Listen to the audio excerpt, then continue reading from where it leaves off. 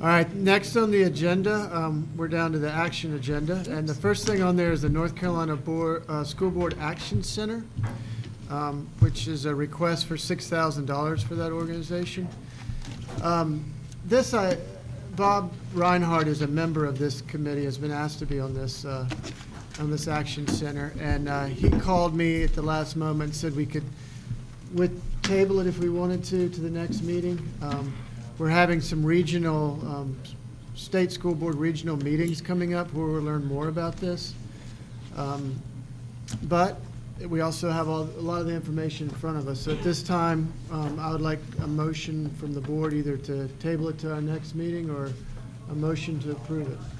Mr. Chair, I would move that we table it. I know that we are going to hear about it at the regional meetings because I saw it on there and to learn more about it. If we don't jeopardize perhaps doing this by waiting a month, I would move that we table it so that we hear some more information and could discuss it and decide what to do or not to do in a more Okay, is there a second for that? I'll second. All right, any discussion?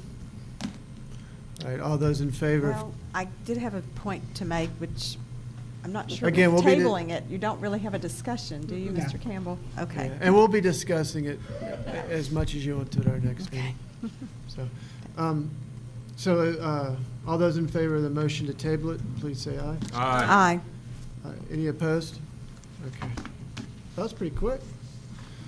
All right, next on the agenda item is the school lunch prices for 2013-2014. There's a motion. Ms. Baldwin, would you like to make that motion? Okay, and it is slightly different than the one on the paper. That's fine.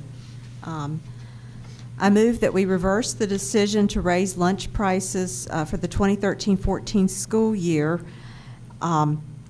based on the fact that a waiver exists that we are eligible for. Let me repeat that. Oh, you start, okay. Yeah, I'm making the motion that we reverse the decision made in June to raise school lunch prices for the 2013-14 school year, and because there is a waiver, and we are eligible for that waiver. Ms. Jackson, did you catch that? I did, but what about the last part? I think she's skipping the last part of that motion. You're striking the last No part of date. that? No date? No date. Right. I mean, we could say as of September 16th, if Okay, you want to so add we'll that. add It was September. really the 16th. There was just a typo on the agenda. Okay, is there a second? I'll second. Okay. Any discussion at this point? I could start since, yeah, I found out that another school district's already reversed their decision. That was Alamance County. I talked to Dr. Lynn Harvey because the North Carolina School Board Association actually did a presentation on this at a conference this summer. And they talked about how lunch participation is going down. And I think you saw some of the figures tonight, that it's only, I think, 60-some%. I wrote it down somewhere. 41% of the kids are participating in breakfast. And, of course, it's free, but only 67%, was it? 68, wasn't it? Participating in the lunch. And overall, the whole state has declined 3% in lunch participation. And the School Board Association made a point to say that the working poor, this is really hurting those families who are not eligible for free or reduced lunch. They're sort of on the borderline especially. And, you know, we want those kids not to fall through the cracks and to be able to participate in the lunch program. And I know 10 cents or 15-cent reduction, depending on the type of meal, doesn't sound like a lot, but it adds up. It adds up to $18 a year, even if you have more than one child. It's $18 to $27, depending on the type of meal purchased, that these parents are having to pay extra. And these parents are counting their pennies. We all know the economy's not recovering as fast as we'd like it to. So that's basically my premise. This waiver was made available starting in May, that we could be exempted from this because we have, I believe it's 3 months operating expenses in an undesignated fund. And of course, you're welcome to get up here and help us with this too, Ms. Payne. That'd be great. And thank you for what you're saying, Ms. Baldwin, and members of the board. I will share what I can with you. We, as you know, I started on January 1st and was not aware that a waiver was available. Learned that in the past few weeks. However, I did not look at the possibility of lowering meal prices because I was very excited that I had walked back into the role that I had walked into, knowing that we were in desperate need of using some of the excess operating balance, which is, this time is a .56. We are allowed to carry 3 months. So we have about $800,000. And in my presentation earlier, you saw that just desperately needed equipment was almost $300,000, rounding it up. So not trying to get involved in your decision as the board, but would like for possibly to share school meal comparisons, looking at our surrounding counties, Buncombe, Haywood, Henderson. Elementary prices were $2.10 last year. We only increased them to $2.15 this year, so going backwards a dime would probably go back several years ago. And then we went up in the middle and the high. Of course, participation is the highest in the elementary, so that would be the largest financial impact. But that being said, I also want to go back to some of our accomplishments, and our accomplishments being that we're working with ASAP to support our local farmers to provide more fresh fruits and vegetables, which do come at a higher cost. We are changing our biscuit choices from what I have called, and they know that I don't like them, a biscuit in a bag, which is in a Mylar bag, heated, looks like convenience food. We are going back to a fresh baked biscuit with fresh meat, protein, if you will, in the center and wrapped. So I am asking that we take that into consideration when a decision is made, sharing that. And I do know that Alamance Burlington did adopt that waiver, and also Cabarrus County adopted that waiver, and have spoken with the State Department, and I'm asking to use that money to improve food quality, food service operations, purchasing food service equipment, and getting back to the fundamentals with the program. Yeah, thank you so much, Ms. Payne.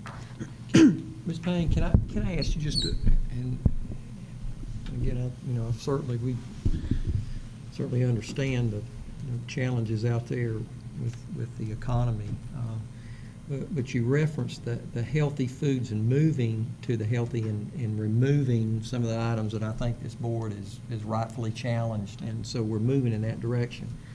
But I've also read from a national standpoint that moving toward the healthier food, there's a cost that comes with that. That's and correct. So I'm probably putting you on the spot, but how confident do you feel in moving with the healthier items at this point in time? Do you feel like you're going to be able to maintain because a la carte, I think, brought in quite a bit of funding from what I understand in the past, listening to child nutrition directors. And do you anticipate that will remain the same? Do you anticipate that there will be a potential loss? Dr. Baldwin, I expect a potential loss. We are offering 30% less choices than we were in the prior year.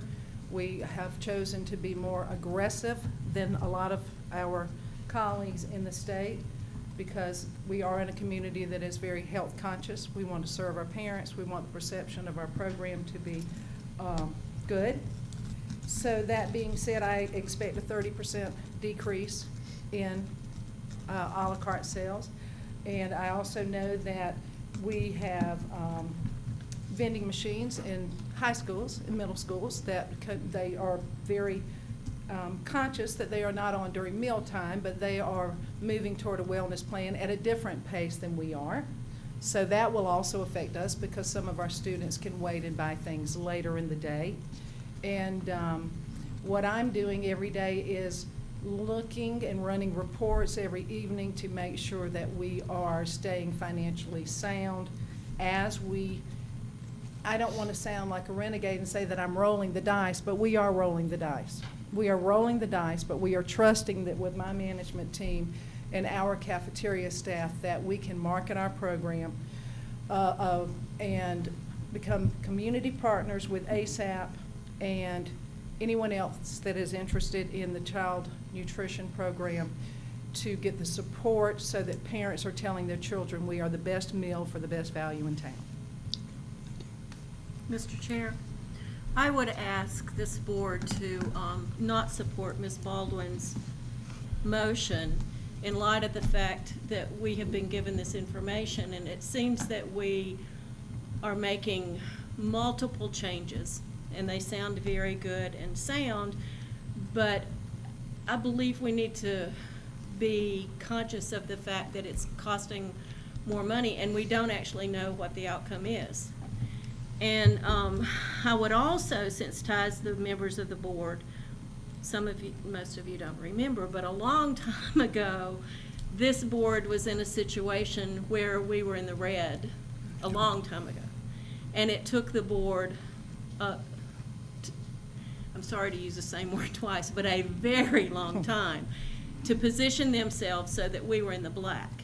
And those board members at that time were adamant about us being cautious as a board to make good decisions, that we would stay in the black and be supporting our own equipment, our own repairs, and not get in a situation where we have to borrow from other funds to fund the school food program.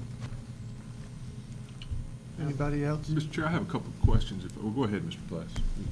Ms. Payne, I think you maybe referred to it earlier, but the counties around us, Asheville City, Henderson County, Haywood County, how do our prices compare to what they're doing? I don't have Asheville cities. I do have Haywood County and Henderson County, and actually Henderson County is higher than us for their elementary lunches. Haywood, Buncombe run the same. So Henderson has gone higher on the elementary and lower on the increase for middle and high.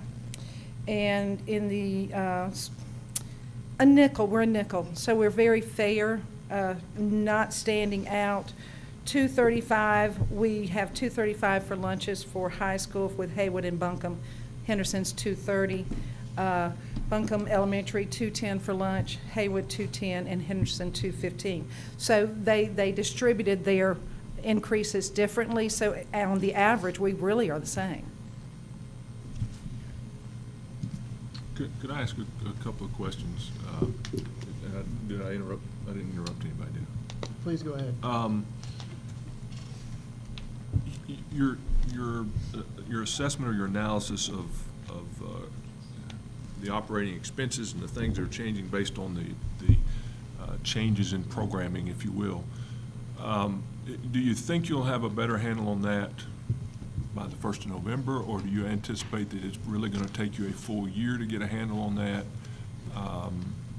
And the reason for my question is I'm cautious because of I'm aware of, I wasn't on this board, but I'm aware of those days where we didn't operate like we needed to, and we need to be sufficient or efficient in how we do those types of things for our constituents and for our children and faculty, staff, et cetera. But the reason for my question is if we don't know today, if you felt like you would know in December, would there be anything that would preclude this board from, after further analysis of where we are today, if you came to us at some point in time within the school year and said things are better, we are able to do better financially than where we are, I think today I would be comfortable recommending to you to go back to last year's prices. And I've heard some different things. Going back 10 cents, you indicated that we're only 5 cents. Right, 5 cent increase. So 5 cent increase. I don't yes. want to reduce to a level that's below where we were last year. Right. So that's a long-winded, probably not very bright question. No, but it actually is, can and you it's a help very with that? fair question.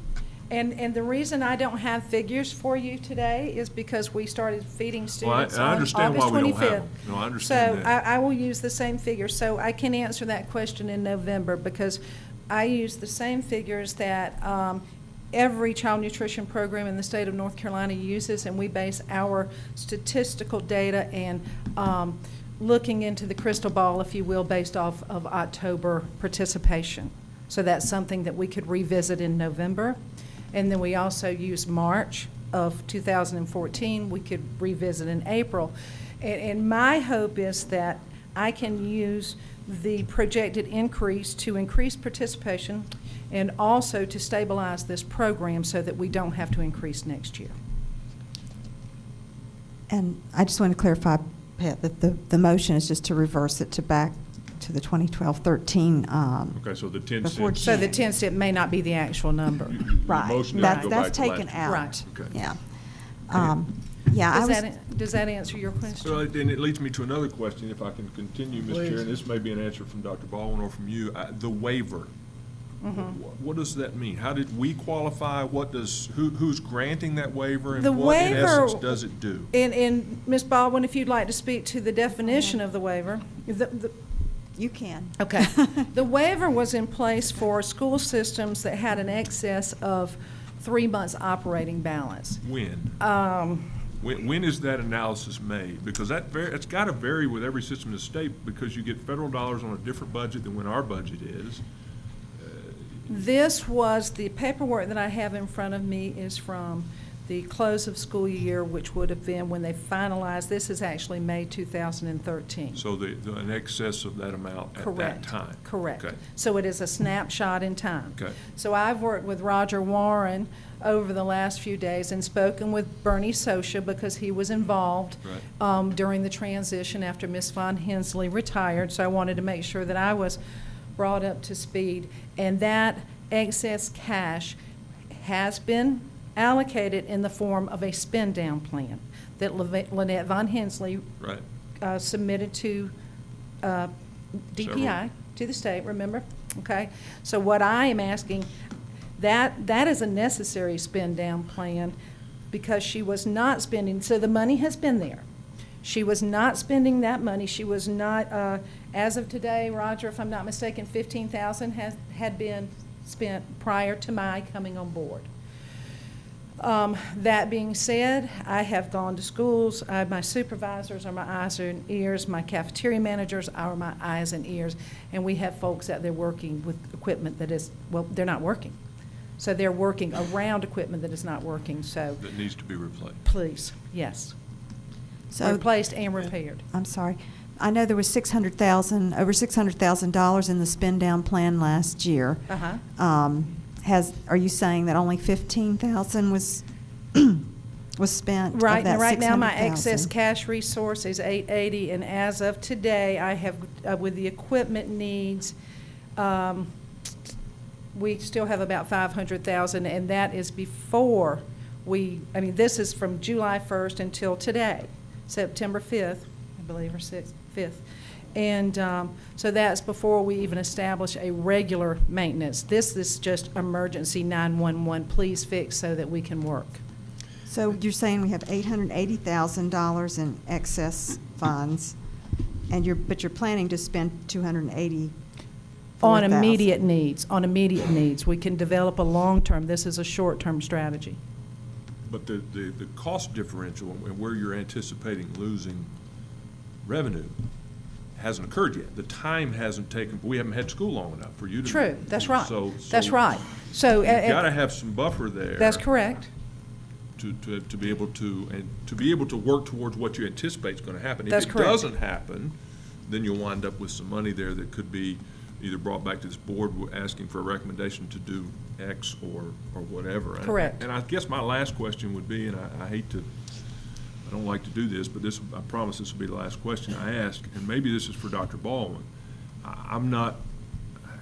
It's just the way I'm geared. I prefer for these types of recommendations to come from the schools and/or the system level, superintendent and/or his staff. Would you have brought this do you recommend that this board adopt this motion. And if you're uncomfortable answering that question, don't answer it. But I'm going to ask it anyway. That's a Because Dr. you, Baldwin well, and the question. reason I ask, you're the boots on the ground that deal with this on a daily basis and have to analyze this and make it work. The gentleman mentioned the law of unintended consequences earlier. I've heard that and used that, and you and I've talked about that. I've used that for years, and that's always my concern with anything we do that's something like this. And so if you have a thought, Dr. Baldwin, either or, as it relates to that, I would appreciate hearing it. Well, my boots on the ground don't include the boots inside the kitchen and child nutrition, so I've really got to depend on our expert, which certainly Ms. Payne is. And I don't want to detract from the merit what Mrs. Baldwin's brought to the table, because I do, again, we need to try to help our families out there as much as possible. But on the other hand, we've got to have an efficient budget. Your budget stands alone. You're responsible at the end of that school year not to be in the hole. So my point and my concern is, I think it was a very positive bit of news coming in here and saying, look, we are moving toward providing healthy nutrition out in our cafeterias. But I also have heard enough from superintendents and have read enough from the national standpoint in that what comes with being healthy, we all have to understand, and it makes sense in our own home when we go purchase food, is that there is a cost that comes with that. So how do we find that balance? In my opinion, I think you may have come upon that balance by saying, look, let's get the boots on the ground, let's assess this, come back to the board when, again, Ms. Payne, when you feel comfortable in having the amount and correct data to make a decision on. And I appreciate that. I don't have that. I can gather that in October, but just one example. And I have been meeting with our vendor broker community every several a week, as a matter of fact, to have a comfort level with the prices that we're paying for food. One example is our whole grain bread, hot dog bun, which we did not have today, and we are seeking other opportunities. From last year of a white hot dog bun, this year whole grain hot dog bun, 68% increase. 68% increase with our bread. So we're looking for another bread, or we've asked our bread company to revisit their contract pricing. And that's not isolated to us, because you're in a consortium, in a group of Within a systems. cooperative, that's correct. Cooperative group. That- and So that- that's not just coming to Buncombe County. Correct. That price is being. Correct. Correct. Any other, Can I just make a Please. statement? Sorry. You know, as many of y'all know, my background is in health. So I consider this price, this increase, more of an investment in our students' health. I guess I think of it more as a part of a preventative maintenance plan. It's a lot cheaper to pay the increase in a lunch than it is for parents to take days off of work to stay home with a sick child because they are not getting the adequate nutrition that they need to get. And there's something to be said about the healthy fruit and vegetables option. And you're right, it's going to, I can't see how it could cost the same or less to offer the fresh fruits and vegetables and make it where the children will want to eat them. Right. But I really feel like this still will help the community. You know, Dr. Baldwin, you were concerned about our families, but I think if you looked at the big picture, you know, in the big scheme of things, it will actually help our students stay healthier and miss less school, which then, of course, has the parents' ability to be at work. And I just see that as maybe an intended consequence that we'd like to have. okay.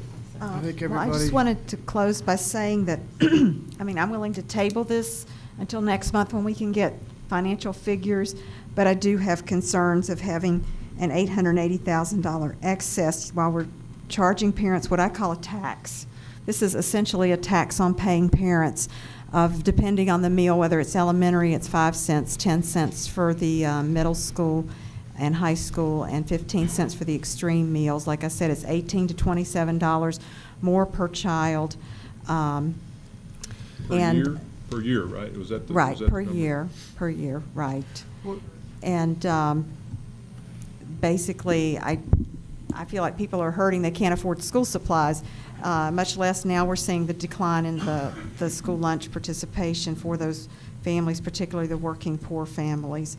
And I just cannot stomach buying more equipment when we've got families hurting like this. And I know I talked to some cafeteria people. One of them said, well, they bought this steamer last year, this expensive piece of equipment, and we're not using it. We don't want to use it. We never needed it. So I really, I'm really concerned about building up excess funds like this when people are hurting. One thing about that, the terminology is interesting because excess funds or spend down, I mean, in a business world, you'd call that a capital investment. And I can't imagine a business not investing in the equipment that they're using to run their operation. And some of it is just semantics, but I think that's important. And when you say spend down or excess funds, and I don't mean you, Lisa, I just meant in general, Yeah. when you use those terms, it connotes waste, whereas in a business world, you wouldn't say that. You'd say, I want to be investing in capital. And I see us as doing that. Okay, so So do you I wanna- can what's- amend the motion that we table it until, would next month be enough time? October would not be, Ms. Baldwin, because I need November October Okay. data. So if we could look at it in November, that Okay. would give me a week to organize. That would be great. Okay, no problem. Yeah. All right, I have a motion from Ms. Baldwin to table it till November. Is there a Right. second? I'll second. All right. Any discussion? All right, all those in favor of tabling it, please say aye. Aye. Any opposed? Aye. 2. Okay, thank you. Thank you, Ms. Payne, you've been busy tonight. You're going to be back up here maybe. I'm going to follow that up with the child nutrition procurement plan, which Ms. Baldwin asked that we move from the consent agenda up to the action agenda. And Ms. Baldwin, did you have anything specific that you wanted to ask about that? Do we need a motion first, Mr. Chair, before we discuss? Motion to approve. Motion to Is there a approve that. motion, is there a motion to approve the I'll child make, nutrition? I'll make the motion to approve. I'll Is there- second it, Mr. Chair. They're ahead of me. All right. Ms. Baldwin, would you like to ask your questions? Yeah, and I so appreciate this information. I have to turn sideways now. I guess I was just curious if, when I go shopping, I can buy generic brands and that sort of thing, and I didn't know if that's true when you're buying on such a large scale. I just happened to be in Sam's Club, and I saw the bread. What's it called? It's called Bimbo bread. I'd never heard of this bread. And it was more expensive than the generic that I buy at another store. And so that's why it piqued my curiosity as to whether, we can, purchase generic type food as opposed to brand name types. So Ms. I Payne? did see this bread somewhere on Welcome the back. list, sorry. Welcome back. Actually, Bimbo Breads is the company that bought Sara Lee, which has caused our Sara Lee prices to okay. increase. So I learned a lot about Bimbo bakeries the other day, probably more than I ever wanted to know. They have bought Dolly Madison, just several people. To answer your question, Ms. Baldwin, and for your members of the board, procurement is it is a year contract typically, and we do buy with a large Western North Carolina buying group. Mhm. You cannot veer off of that contract just to purchase a generic item that's less expensive. Prior to the contract being written, it is the responsibility of the child nutrition director and her staff, his or her staff, and any cooperative members that they serve with, to work with vendors and brokers and negotiate pricing and negotiate product that meets the school regulations before that contract is written. Then would be my job to do due diligence to make sure that we have chosen the healthiest products available at the most affordable price and find alternatives so that we keep competitive pricing open, so that when a bid is written, the specs are tight, and when a bid is released, the prices have been negotiated, and we are typically locked into those prices for 1 year unless we allow a market escalation, de-escalation based on increases. Mhm. Does that answer? Yes, and I guess, because I see pet dairy on here, and I think in the grocery store, that's the most expensive milk possible. I mean, are they really cheaper than other milk companies? Typically, any company, when they're serving the K-12, has money set aside because we are a necessary evil, if you will, in the business world. They charge higher prices in the grocery store so our margins can be lower. They want our business. There's a lot of social responsibility in being able to say that you serve the K-12 segment, so that's part of our negotiation. And like Pizza Hut, we're buying pizzas already made. That's got to be really expensive. Can we make more foods from scratch? I mean, you're talking about being healthier, and to me, it's cheaper to make from scratch and healthier. And I just would rather not see a lot of these pre-made products that are more expensive. And that goes back to my presentation where I say we are going to the higher quality, the meals made from prepared at the site level. I have already met with Pizza Hut. We are moving away from Pizza Hut in the intermediate schools. Pizza Hut knows that I'm watching every move that they make. However, their price did win this year, so they did have the lowest negotiated pricing. But I'm watching to make sure that they are indeed serving the nutritious quality product that the bid specification has asked for. Also to make sure that their drivers are clean, the vehicles are clean, and that we're maintaining safe temperatures. And we have brought back frozen, it's a Big Daddy's, which is a school specific. And when you, I don't want to, we don't have any students, so I can say this: school pizza is healthier than regular pizza. But you know, you don't want to say that out loud for marketing reasons. But believe me, we're looking at every angle. And this year, the Western North Carolina Cooperative did roll over their bid, and I have asked that they not roll over their bid next year so we can go out and look for other distributors and more competitive pricing. Okay, that sounds great. Okay. And Pepsi Cola, what are we getting from Pepsi? Pepsi Cola, actually, with the decrease in a la carte sales, we have lost some Pepsi Cola business because U.S. Foods is allowed, you want the competitive pricing. U.S. Foods bid on the 12.9-ounce Gatorades that we're now using as opposed to the 20. U.S. Foods was considerably less expensive, and so Pepsi and we met week before last. They are losing some of our business, but they know that we are not going to roll over, and they have the opportunity to come to the table with competitive pricing next year. How that has affected us goes back to this excess money that I have because Pepsi is taking some of their large coolers and merchandisers out of the schools. They are not leaving us without, but they are doing a swap program. For example, Owen Middle School had a large double-door merchandiser that was provided by Pepsi. We will not be purchasing enough Pepsi products to justify them leaving that piece of equipment there. So they're going to give her a barrel with some ice, or I may have to go out. The child nutrition funds, we may have to buy some merchandisers. Okay. Does that answer your question? Yeah, and I'm just curious if we're buying some of the USDA foods that are supposed to be cheaper. I don't know I know other school districts do this to save money. Do you know what? Well, what that is, and is, I don't want to say that it's a misperception, but that is money that the federal government gives us. Last year was 17.5 cents per plate based on participation. So they take our participation numbers, and we are giving us a set dollar amount that we can purchase USDA donated foods. And yes, Buncombe County has a warehouse, and we are very actively involved in that program. And I got emails today like grape tomatoes. That's a wonderful way to get North Carolina grown produce. But unfortunately, with the weather, we're seeing crops. I'm sorry they're being canceled. I'm sorry they're being canceled. So but they return that money to our program, and we're able to reallocate. So, and we actually just reallocated $80,000 to fresh fruits and vegetables for the spring.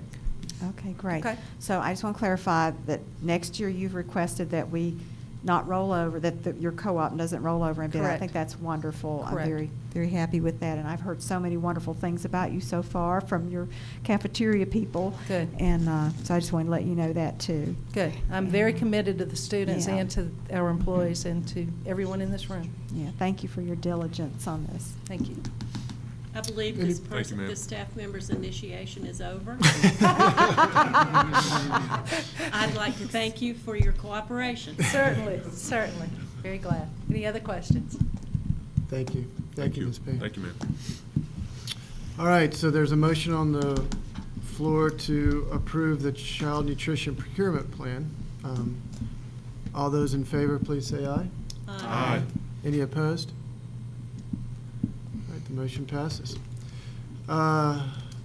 Number two, I guess I'm going out of order a little bit, but we'll go to approval of, is there a motion to approve board member training, which was on the consent agenda? I'll make the motion because I asked for it to be moved. I'm not exactly sure what to say other than Are you you make that motion? I'll make the motion. Is there a second? I'll second it. Okay. Is there discussion? Well, I can talk about it if you want me to, since I've asked for the $20 reimbursement for the training and to count towards school board credit, because I did have training from this group in the past, and it was counted as credit. And the speakers, we have the State Board of Education chair, which is our Lieutenant Governor. He's not the chair of the State Board of Education. Mr. Colby is the chair of the State Board of Education. Okay, well, He's a member of the State Board of Education. Okay, he's a member of the State Board. I'm sorry, I apologize. A member of the State Board of Education, our Lieutenant Governor.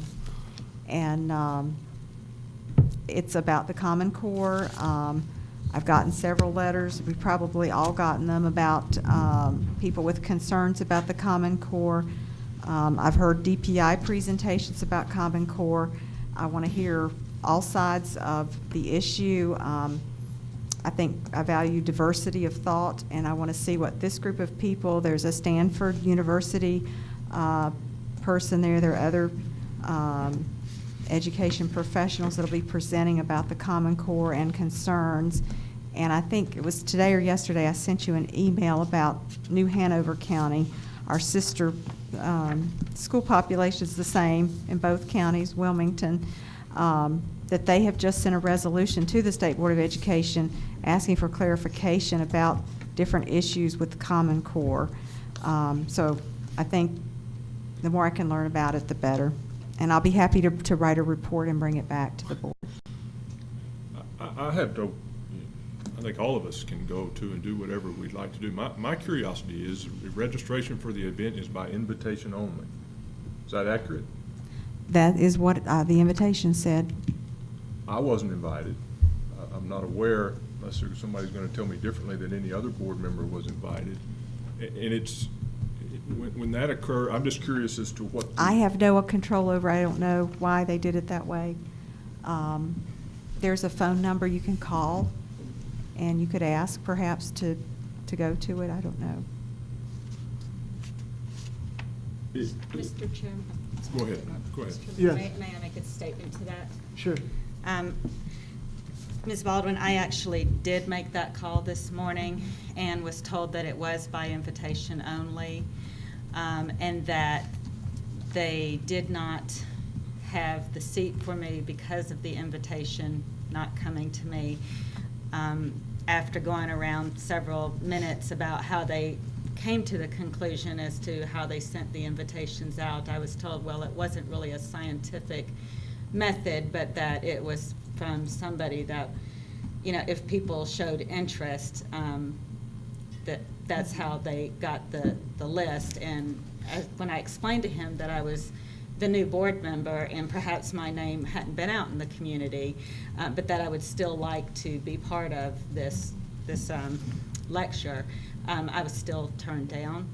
And so I agree with you. I think this could have been a very interesting lecture to have gone to, and that's why I'm not in favor of spending taxpayer dollars of any amount to attend what is obviously a very exclusive lecture with a political agenda behind it.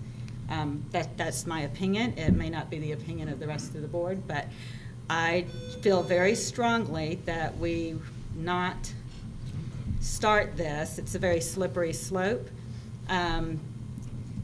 This is put on by Civitas. I would be just as upset if somebody came to the board and said that they wanted to be reimbursed for going to a lecture put on by MoveOn.org. I just don't think that we need to start this slippery slope, as I said. Yeah, I have no control over that. I know seating is very limited, and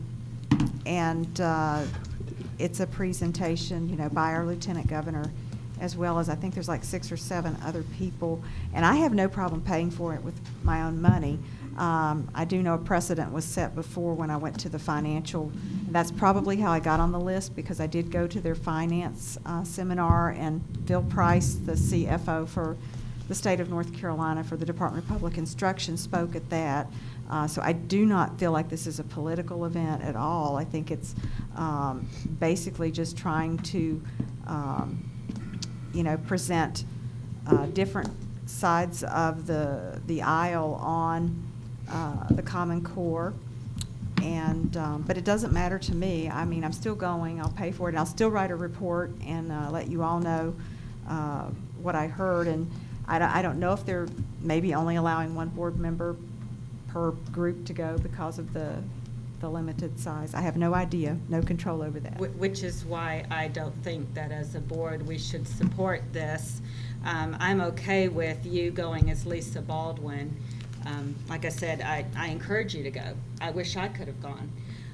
But I do have an issue with you going representing the Buncombe County Schools when it is quite clear that this was by invitation only and very exclusive. And you can Google Civitas and Common Core standards, and everything about that is political. And like I said, I'd say the same thing if it was on the other side of the spectrum. I do not think that we should go down this path of allowing board members to take taxpayer dollars of any amount to attend meetings that are political in nature. Yeah, no, I said I have no problem with paying out of my own pocket because I feel like it's a worthwhile event to attend. So are you Okay. removing this off of the agenda? Yeah, I was. Or we can Don't- vote don't either do my way. job. I just thought, that's one board member's view, but I didn't know if we wanted to vote on it. Would you I like, didn't do make you the want to hear? motion. Who made the I motion? made the motion. Would you like to withdraw the? I'm happy to withdraw it if, I move that we withdraw the motion from the table and eliminate it, push it, whatever you do. I don't know what the terminology Well, I mean, is. it's just that this is the board procedure for approving. Yeah, and I think, I haven't said anything about this issue, but I just think it's incredibly important that we be really consistent. And I was trying to think if there's anything that, any meetings or anything that I've done that would fall in these lines or anything in the future. And I think, I kind of agree with Amy, so it's just different, exclusive and all. I mean, don't I see. had no idea they were going to limit people, that Yeah. you couldn't even call, because I sent it to other people and said, call them Right. and see if you can go if you didn't get an invitation, so I don't know. So anyway, that, I mean, you asked for Yeah, the I board will member. withdraw the request if that's, All right, so there's the a best thing motion to from do. Pat to. I'll withdraw the motion. I'll make the motion to withdraw the motion. Is that correct Make terminology? the Just- motion, you can simply withdraw Yeah. the motion. I'll withdraw the motion. If Amy agrees. Whoever seconded it agrees. I agree with that. And then we're And the done. request is withdrawn, so we're done. Okay, thank y'all. All right, AB Tech Community College Board of Trustee reappointment is the next item that has been moved from the consent agenda to the action agenda. And I would move that we make this appointment. Thank you. Is there a second? I'll second. Discussion, please. Is there any discussion? I'm sorry, would you please repeat the motion? The motion from, My motion is that we approve this appointment, or reappointment, I guess is. Okay. AB we're having Tech Community discussion. College Board of Right, and I Trustee had reappointment. requested, Dr. Baldwin said that Mr. Campbell would address, my questions were about the process for choosing these appointees, and I had asked if this was an Asheville City School appointee, and were we just concurring, or was this a Buncombe County School appointee to the AB Tech Board? Sure. Did you get the list of questions, Mr. Oh, Campbell? absolutely, be happy to address it. The statute is a little unusual. What it says is that if there's more than one Board of Education in a county that would make appointments to a community college board, that each school board has one vote. So that is what the statute says, is that each board is able to vote at that point. The procedure, going back, I think, a very long time, and usually not even involving legal counsel, was for the boards to alternate. And in fact, currently on the board, Richard Hurley and Bill Hart were appointments from this board, and Dr. Don Locke and Dr. John Parham, who is up for reappointment, were selections of the Asheville City Board to serve on the AB Tech Board. It is up to the boards of education as to how they want to structure that, whether they want to have a process. I know that it is done across the state, all over the map. Some county boards of education will actually solicit interest or have an application process. A lot of places, it's simply there's informal discussion and someone brings forward a name. Some places, they may even ask the community college, or are you looking for a certain type of trustee, somebody who's in healthcare, somebody who's in banking, somebody with legal experience. So the statute does not give any guidance, and it's completely up to the school boards how they choose to structure it. The way it's been historically done is the two boards have alternated and respected each other's choice. Since the statute does say that each board gets a vote, it would be appropriate for this board to vote, even though Dr. Parham was the suggestion and the selection of the Asheville City Board at that time. You could, at a later date, have some discussion about a process. I will let you know that your appointments are not up until 2015 and 2016. So there's really nothing imminent as far as an appointment to the AB Tech Board. Again, it's something you could discuss a process. It's completely up to you, but that's why it's on your agenda tonight to vote. Great. All right, thank you. Sure. All right. Any other discussion? All those in favor of the motion to reappoint, please say aye. Aye. Any opposed? Thank you. All right. So now we move on to the consent agenda, and there are the minutes from open session from August 8th, closed session August 8th, personnel report, student transfers, advisory council meetings, approval of the board member, no, we've already done that. ICA, middle school use of capital outlay, and policies of approval. Mr. Chairman, I move. Can I- Oops, I'm Yeah, out just- of order. Well, let me just, you're not, but let me just clarify one thing. Policies for approval, there seems to be a lot of energy around that, and the way this is presented is that this is the censure of a board member as part of this policies for approval, and I want to make sure that Can we pull everybody. that off now? I mean, I was gonna I didn't realize open it was that up to the sticking out. board. It's not indented, so I don't know. I didn't notice. And do that separate. And I think it would be, there's obviously a lot of interest about that, and I think it would be good to have that discussion. And I personally didn't capture that, so if it's okay with the board, if we can have that discussion, and someone will pull that out, if the board wants to. Would it be appropriate to pull that out and go ahead and, since you've just mentioned all the consent agenda items, go ahead and take a motion and a second on that, and then do the 2118 after that? Would that be appropriate, Mr. Chair? Is that the will of the board? That's fine. Is that fine with everybody? Okay. That's fine. All right, so, So, Mr. Chair, yes, will you let me do what I was going to do? please. Thank you. I'd like to move approval of the consent agenda with the exception of the bullet that says policies for approval. Is there a second? I'll Second. second it. All those in favor say aye. Aye. Any opposed? All right, moving on to the next one, which is the Board Operations Policy Code 218, censure for board members. May I have a motion, please?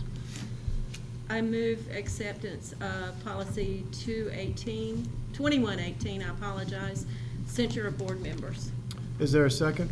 I will second it. Does there happen to be any discussion? I would, just to clarify, because I had some people ask me, I did part of a sentence a month ago in my questions of Mr. Campbell about this policy, and I voted against it, and I'll vote against it tonight, and I'll tell you why. I'm in agreement with the concept, and I'm in agreement with the thought behind it. But as Mr. Campbell pointed out when I asked him a month ago, all of these things that are now in writing, we could do already. We didn't need it written down, and I'm just not a real big believer in something we could already do, putting it down in writing and putting it on paper. So I'm supportive of the concept. If I decided tomorrow or next month, and this wasn't voted on and passed tonight, that there was something that I felt strongly enough about to bring to the board to censure any of us, I could certainly do it. There's enough court case and enough history of these types of things in other places that it can be done. I'm an old country boy from Georgia. I'm just not in favor of putting it down in writing, just simply to put it down in writing. Anybody else? I just wanted to bring up that this is pure politics, the censure policy. In the ultimate hypocrisy, Ms. Churchill just stated that she wouldn't vote for the Civitas training because it was political. Yet she has seconded the motion for the censure policy, and I don't know if she'll vote for it, but it's pure political. It's pure politics, and the only reason for this type of policy is to impugn the reputation of a board member, to intimidate, to keep people, to stifle questions and free speech of important issues, and to use this to possibly impact next year's elections. If somebody on this board were threatened with censure, if this passes, they would then have the standing to challenge this censure policy as a matter of law. That means they could file a lawsuit, and that could cost Buncombe County Schools a lot of money. And I don't think any board member here would want to do that. But we already have a policy with legal teeth in it.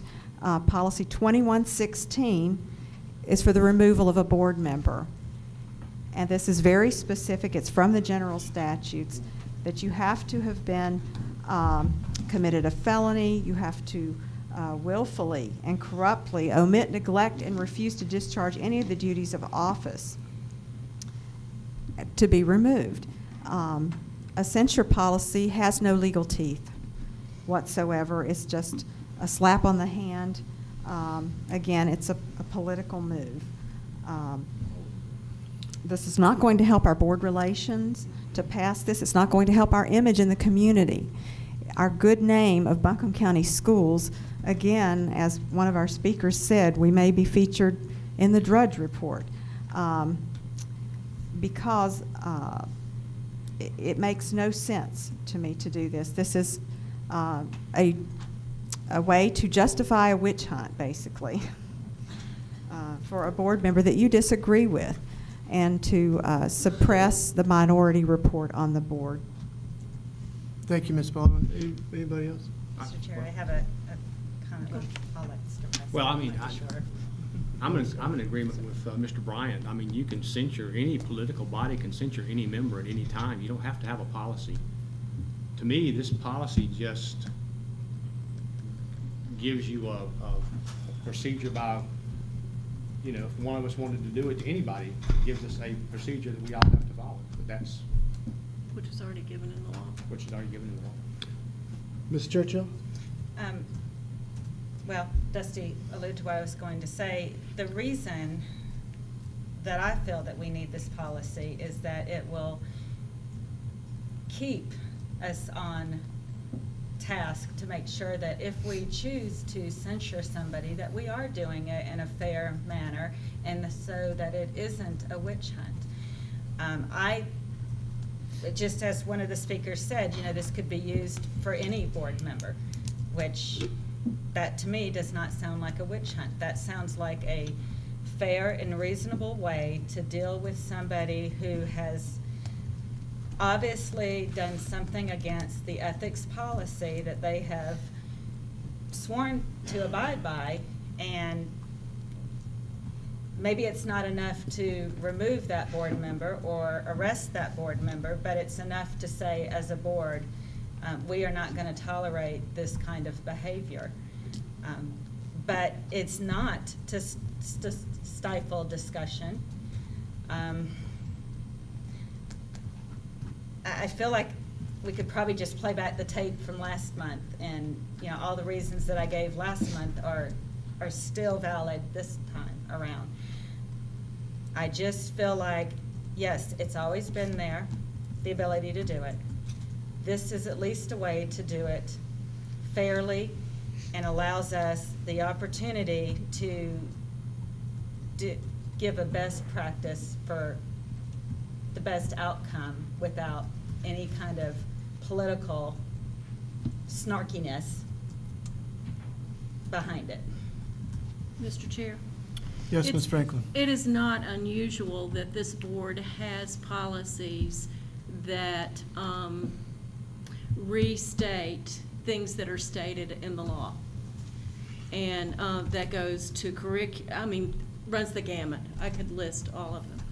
So the argument, what Mr. Bryant has said is true. It is given, the right is given to us in the law.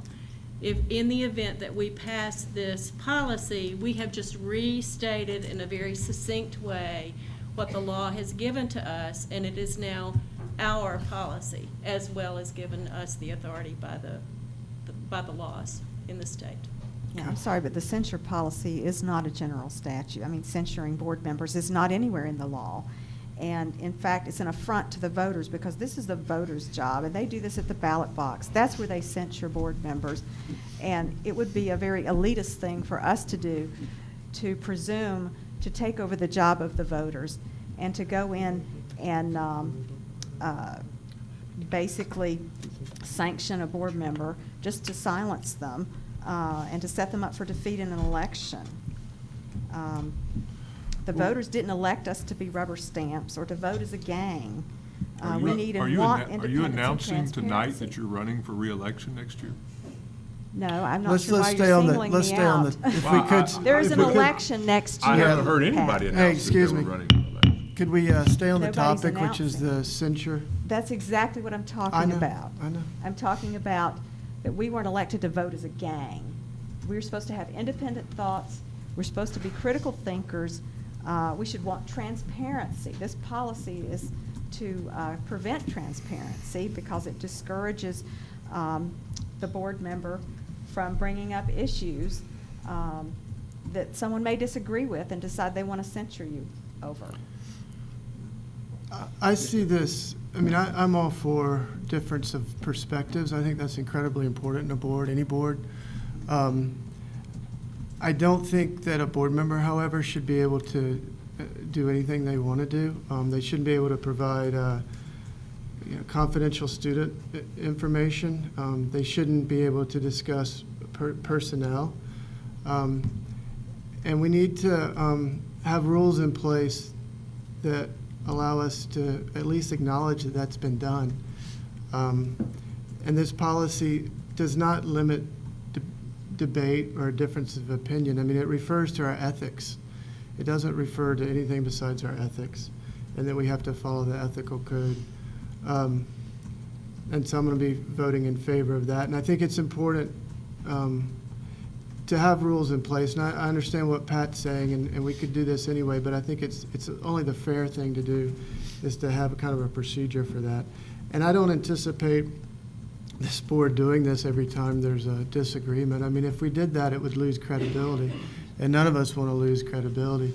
I see this as something that's an extreme, something major has happened, some kind of action that we as a board don't feel comfortable with, and yet we don't really have a good way of reacting, and this is one way that we could react to that. Mr. Campbell, do you have anything to add in terms of a legal framework? Mr. Vice Chair, board members, I think the interesting thing is that what is going on right now is a fantastic ninth grade civics lesson. I often have teachers tell me that adults seem to worry over things that students see pretty straightforward and pretty clearly. Everyone is correct about everything they have said from their perspective. Let me talk just briefly what the policy is intended to do and what it's not intended to do. First of all, censure is not a general statute. That is correct. Censure is from common law. You can probably find censure in English courts if you're a student of history. Censure is the expression of a majority of the board that what a board member has done is inappropriate. You can read that as a disagreement of viewpoints, but that's not typically what censure is intended to be. In fact, censure obviously would have no purpose if there's no reason for the majority to constantly criticize the minority because the majority has all the power. Censure is intended for when a board member does something that a majority of the board feels like should publicly be condemned. Recently, a North Carolina mayor faced possible censure for DWI and using, I think the accusation was either a credit card or some kind of public funds to purchase alcohol. So there's an example that has nothing to do with what you board members are kind of discussing and talking about tonight.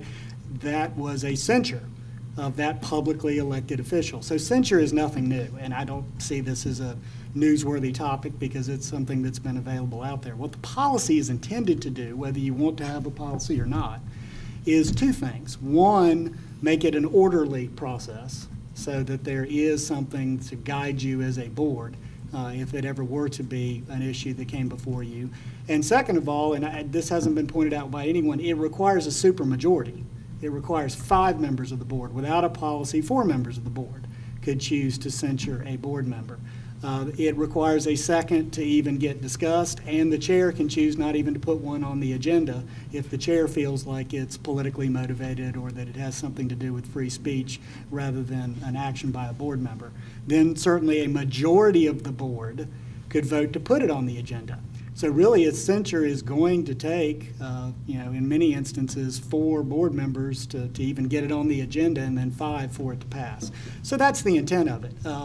Again, whether you choose to pass it or not is your decision, but I want to make it clear that it is not a censor policy. In fact, if everyone will read their dictionary, suppressing speech is to prevent it from happening. This is to more directed at conduct and potential conduct and the board condemning that conduct.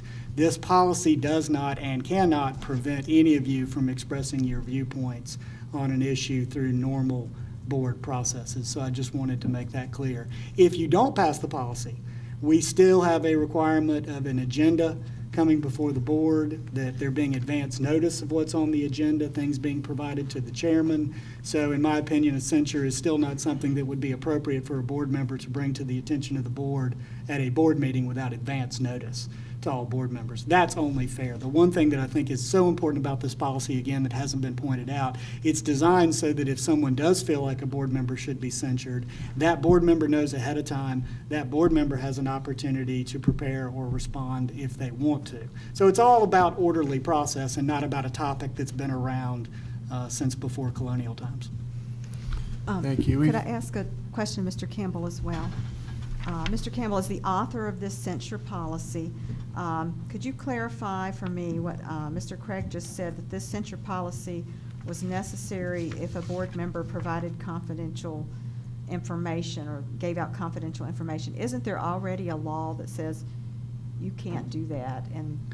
Right, 2 issues there in your question. First of all, I didn't hear him say it was necessary to condemn that, because no, there are already laws in place about many of the things that are in your ethics policy, such as disclosing confidential information What about of disclosing students. personnel Students or information? personnel. So that's already covered. Again, the censure policy would be the board's expression, and it says in the policy that that's separate than any other processes. So let's take a hypothetical example that a board member has actually violated a law. Well, that violation of law would follow the general statutes, and presumably if it was a criminal law, the DA would be involved. But at the same time, the board would not be permitted or prohibited from censuring the conduct of that board member. And again, you don't need the policy to do that. So your question's correct. This policy is not necessary for anything. All right, we've had a lot of discussion on this in the last two meetings. All in favor of the motion, let me read it, to approve the policy 218 censure of board members, please say aye.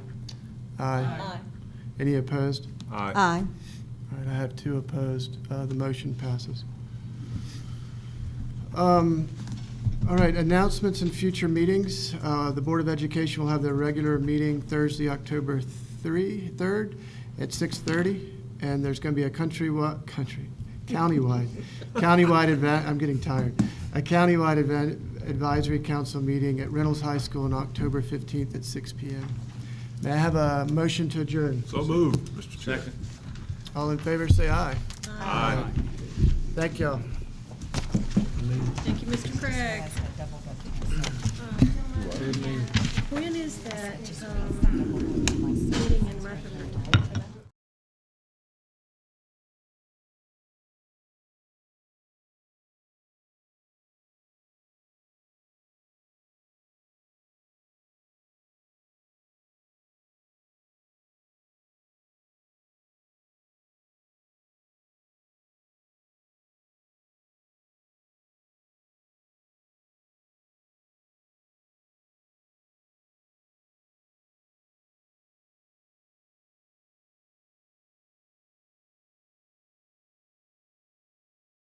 I'm going to ask him a question.